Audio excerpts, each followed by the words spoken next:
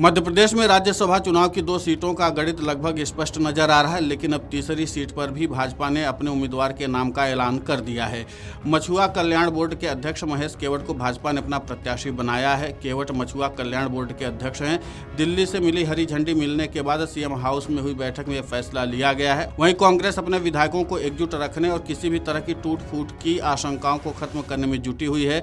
सोमवार को नामांकन दाखिल करने की अंतिम तिथि है। इससे पहले राजधानी भोपाल में भाजपा और कांग्रेस दोनों दलों के शीर्ष नेताओं की बैठकों और रणनीतिक चर्चाओं ने राजनीतिक हलचल बढ़ा दी है। भाजपा के कई वरिष्ठ नेता रविवार को भोपाल में डटे रहे और केंद्रीय नेतृत्व के साथ लगातार संपर्क में बने रहे।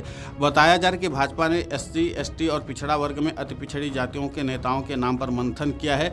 इसके बाद महेश केवट के नाम पर सहमति बनी। केवट मछुआ कल्याण बोर्ड के अध्यक्ष हैं। वहीं मीनाक्षी नटराजन के सामने सोमवार को अपना नामांकन दाखिल कर सकते हैं। भाजपा के द्वारा तीसरा उम्मीदवार की घोषणा के बाद कांग्रेस नेतृत्व पूरी तरह सतर्क नजर आ रहा है। प्रदेश कांग्रेस अध्यक्ष जीतू पटवारी ने दावा किया कि पार्टी के सभी विधायक एकजुट हैं और राज्यसभा प्रत्याशी मीनाक्षी नटराजन को पूरा समर्थन मिलेगा। उन्होंने कहा कि कांग्रेस में किसी तरह की टूट या क्रॉस वोटिंग की संभावना नहीं है और पार्टी अपने उम्मीदवार को मजबूती के साथ विजयी बनाएगी। वहीं यह भी चर्चा है कि कांग्रेस अपने विधायकों की बाड़बंदी पर विचार कर रही है और सभी विधायकों को तेलंगाना भेज सकती है। मीनाक्षी नटराजन तेलंगाना की प्रदेश प्रभारी हैं। सूत्र बताते हैं कि कांग्रेस के वरिष्ठ नेता लगातार विधायकों के संपर्क में हैं। प्रदेश नेतृत्व के साथ साथ पार्टी के राष्ट्रीय नेताओं से भी चर्चा का दौर जारी है। कांग्रेस की कोशिश है कि चुनाव तक संगठनात्मक एकजुटता का स्पष्ट संदेश जाए और किसी भी तरह की राजनीतिक अटकलों को हवा न मिले। विधानसभा में वर्तमान में 228 सदस्य मतदान के पात्र हैं। राज्यसभा की एक सीट जीतने के लिए 58 वोटों की आवश्यकता होती है। भाजपा के पास 164 विधायक हैं, जबकि कांग्रेस के पास 63 विधायक हैं।